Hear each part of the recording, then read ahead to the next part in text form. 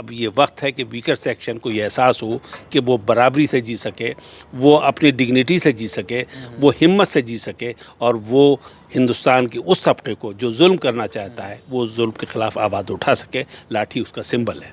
उसका इलाज ये ढूंढा था हम लोगों ने कि वहाँ पर लोगों को कहा कि वो लोग अपने घर में आत्मरक्षा के लिए लाठी रखें, सीटी रखें, टॉर्च रखें और हेलमेट वगैरह रखें। तो ये उसका पूरा अधिकार है। अगर कोई उसको डंडा मारता है तो वो अपना डंडा रख करके उस डंडे से अपने आप को बचा सकता है, दूसरे पर वार भी कर सकता है जान बचाने के लिए। साथियों नमस्कार, मैं हूं नीरज पटेल और आप देख रहे हैं नेशन जनमत। लाठी में गुण बहुत हैं, सदा राखिए संग, गहर नदी नाला जहां, तहां बचावे अंग, तहां बचावे अंग, झपटी कुत्ता को मारे, दुश्मन दावागीर होए, तिनहु को झारे, कह गिरधर कविराए, सुनो है दूर के बाठी, सब हथियारी छाड़ी, हाथ में लीजिए लाठी। लाठी में निश्चित रूप से बहुत सारे गुण होते हैं, इसलिए इस कविता को हम लोग बचपन से सुनते चले आ रहे हैं। लेकिन डिपेंड इस पर करता है कि वो लाठी है किसके हाथ में, किसी वर्चस्वशाली इंसान के हाथ में है या वंचित तबके के हाथ में है। क्योंकि लाठी जिस हाथ में होती है उस हाथ की नीयत पर डिपेंड करती है कि वो लाठी का सदुपयोग करेगी या दुरुपयोग करेगी। भारत में तमाम सारी लाठी चर्चित रही हैं। यही वजह है कि हिंदी में लाठी पर कविता के अलावा एक मुहावरा भी बनाया गया, जिसकी लाठी उसकी भैंस। लेकिन इस मुहावरे में जाति वर्चस्व और सामंतवाद की भावना है। ये मुहावरा ग्रामीण अंचल के सामंतवादियों, वर्चस्ववादियों तथा कथित मुखिया, ठाकुर, लंबरदारों पर बिल्कुल सटीक बैठती है। इनके हाथ में जो लाठी थी वो ग्रामीण अंचल के वंचित और कमज़ोर तबकों पर चलने वाली लाठी थी। अपने देश में एक दूसरी लाठी भी मशहूर हुई, महात्मा गांधी की अहिंसक लाठी। इसके अलावा तीसरी एक लाठी प्रचलित है, देश के नौजवानों और किसानों पर बरसती पुलिस की बर्बर लाठी। इसके अलावा देश के बहुसंख्यक तबके को एक धर्म विशेष का डर दिखा करके भारतीय जनता पार्टी की सत्ता की राह आसान बनाती राष्ट्रीय स्वयंसेवक संघ यानी कि आरएसएस की हिंसक लाठी। इन सब लाठियों के अलावा एक संगठन है बहुजन सशक्तिकरण संघ यानी कि बीएसएस। हम उसी की लाठी की बात आज करने जा रहे हैं, जिस लाठी को उन्होंने नाम दिया है सम्मान की लाठी।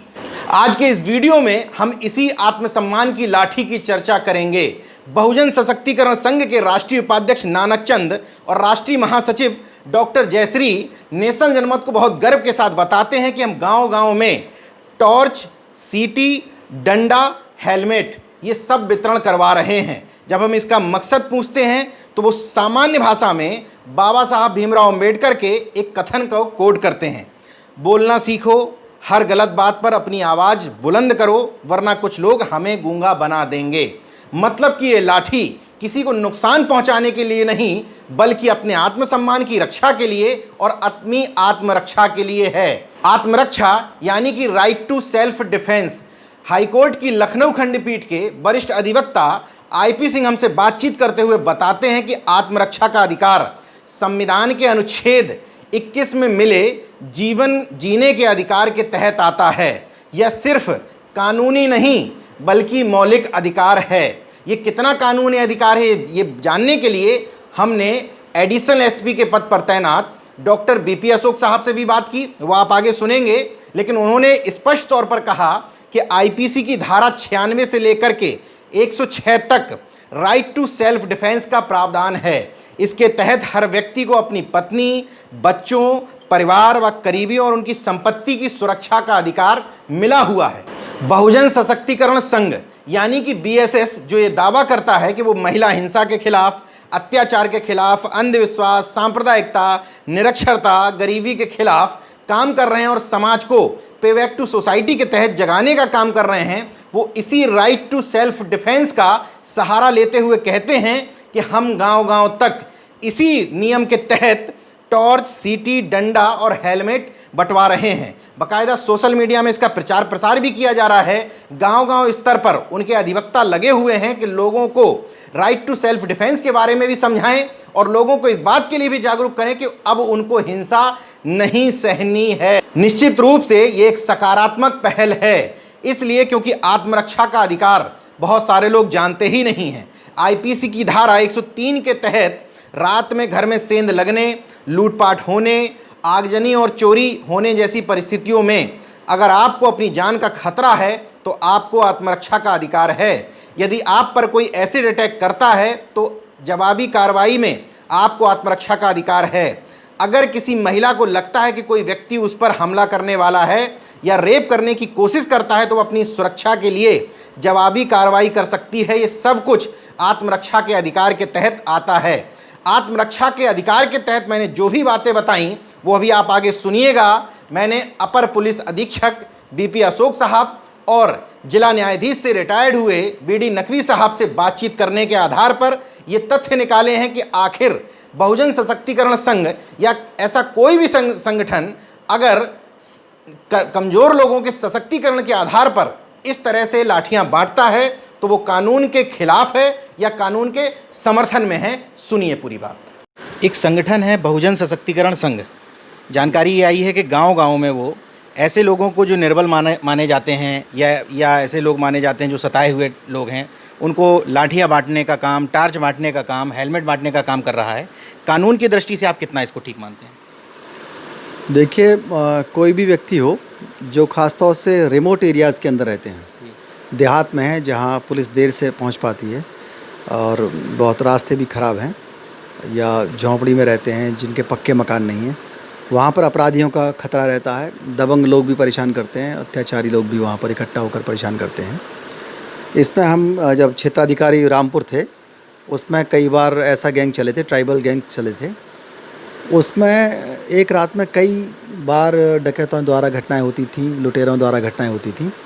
उसका इलाज ये ढूंढा था हम लोगों ने कि वहाँ पर लोगों को कहा कि वो लोग अपने घर में आत्मरक्षा के लिए लाठी रखें, सीटी रखें, टॉर्च रखें और हेलमेट वगैरह रखें, क्योंकि लोग सर पे डंडा मारते थे। वो इस तरह के गैंग आते थे, सर पे डंडा मारते थे, उससे मर जाते थे लोग अधिकतर। और इसमें ये जो अधिकार है आत्मरक्षा का अधिकार, इसको आईपीसी की धारा 96 से 106 तक दिया हुआ है और माननीय सुप्रीम कोर्ट भी मानता है कि आत्मरक्षा का अधिकार आदमी को है। और अगर वो व्यक्ति अपनी जान बचाना चाहता है और अपनी संपत्ति को बचाना चाहता है, अपने बीवी बच्चों को बचाना चाहता है, तो ये उसका पूरा अधिकार है। अगर कोई उसको डंडा मारता है तो वो अपना डंडा रख करके उस डंडे से अपने आप को बचा सकता है, दूसरे पर वार भी कर सकता है, जान बचाने के लिए पर्याप्त बल यूज़ कर सकता है। तो इस आत्मरक्षा के अधिकार के द्वारा अगर कोई लाठी रखता है इसमें कोई बुरी बात नहीं है और उसको ये पूरा नैतिक अधिकार भी है, उसको वैधानिक अधिकार भी है। संगठन है बहुजन सशक्तिकरण संघ, वो गांव के लोगों में लाठियां बंटवा रहा है, हेलमेट बंटवा रहा है, टार्च बंटवा रहा है। इसको किस रूप से देखते हैं? आप खुद एक जज रहे हैं, तो क्या ये कानूनी रूप से ठीक है? देखिए, ऐसा है कि हिंदुस्तान के कल्चर में लाठी हमेशा जो ग्रामीण अंचल के लोग हैं उनका एक हिस्सा रहा है। वो हमेशा लाठी लेकर निकलते हैं और जंगल में कोई जानवर ना मिले या अपनी आत्मरक्षा कर सके। तो इसलिए मैं समझता हूँ कि लाठी का रखना कोई गलत नहीं है। हमारे आरएसएस संगठन जो हिंदुस्तान का इतना बड़ा संगठन है वो भी डंडा रखता है, जबकि उससे ज़रूरत नहीं है। बड़ी ख़ास बात यह है कि ऑनरेबल सुप्रीम कोर्ट ने भी एक जजमेंट में कहा कि लाठी एक ऐसा वेपन नहीं है जिससे किसी की हत्या की जा सके, इसलिए वो उन्होंने उसको ये माना कि एक सेल्फ डिफेंस का वेपन है। मैं इस संदर्भ में ये बताना चाहूँगा कि हिंदुस्तान के लोग, हिंदुस्तान की आवाम, हिंदुस्तान का वीकर सेक्शन ये नहीं जानता कि सेल्फ डिफेंस का अधिकार क्या है, जो कि हमारे आईपीसी में दिया हुआ है। कब हम अपने सेल्फ डिफेंस में किसी की जान ले सकते हैं, कब सेल्फ डिफेंस में किसी को मामूली चोट पहुंचा सकते हैं, कब सेल्फ डिफेंस में हम गंभीर चोट पहुंचा सकते हैं। हिंदुस्तान की महिलाएं, हमारी बहनें, हमारी माएँ ये नहीं जानती कि अगर उनकी डिग्निटी पर अटैक हो या उनके साथ कोई बलात्कार करना चाहे तो वो उस हत्यारे, उस शख्स का, उस ऑफेंडर की जान ले सकती हैं। ये बताइए, ये बताया किसी ने आज तक? मैं चाहता हूं कि अब लोग जाने, आपके चैनल से लोग जाने इस बात को। दूसरी बात, लोग ये नहीं जानते कि सेल्फ डिफेंस अपना ही नहीं बल्कि हर दूसरे आदमी का भी होता है। सड़क पर कोई किसी को मार रहा है, किसी की हत्या कर सकता है या वैसे चोट पहुंचा रहा है, तो उसका फ़र्ज़ है और लोगों का कि वो उनको बचाएं। ये ज़रूर बात है कि उनकी मॉरल ड्यूटी है, लेकिन लीगल राइट है कि वो उसको बचा सकते हैं। तो हिंदुस्तान के समाज में हज़ारों साल तक जुल्म हुआ, बराबर। इसलिए अब ये वक्त है कि वीकर सेक्शन को ये एहसास हो कि वो बराबरी से जी सके, वो अपनी डिग्निटी से जी सके, वो हिम्मत से जी सके, और वो हिंदुस्तान के उस तबके को जो जुल्म करना चाहता है वो जुल्म के ख़िलाफ़ आवाज़ उठा सके। लाठी उसका सिंबल है।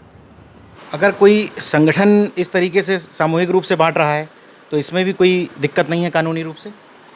देखिए मेंसरिया के ऊपर का वो होता है पूरा नीयत क्या है। अगर किसी की नीयत इस बात की है कि वो कोई बवाल कराना चाहता है तो निश्चित रूप से उसमें जांच होनी चाहिए। लेकिन अगर किसी को आत्मरक्षा के लिए कोई प्रेरित कर रहा है या पुलिस के द्वारा है या कोई एनजीओ है इस तरह का है, अगर कोई कह रहा है कि आपको आत्मरक्षा करनी चाहिए और ताकि डकैती ना हो, आपके यहाँ कोई मर्डर ना करे, और वो जागरूकता का कार्यक्रम है, तो निश्चित रूप से वो औचित्यपूर्ण है, उसमें कोई दिक्कत नहीं। जब आत्मरक्षा की शब्द बोलते हैं आप, तो मैं चाहता हूं कि लोग जानें ज़रा कि आत्मरक्षा क्या है और वो किस तौर पे इस कानून का उपयोग कर सकते हैं अपने लिए।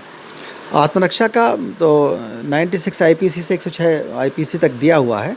आत्मरक्षा वही है कि हम अपने आप को बचाएं, और उसी में शामिल है कि हम अपनी संपत्ति को बचा सकें, अपनी पत्नी, अपने बच्चे, यहाँ तक कि अपने घर में कोई अतिथि भी है तो वो भी कवर होगा उसमें।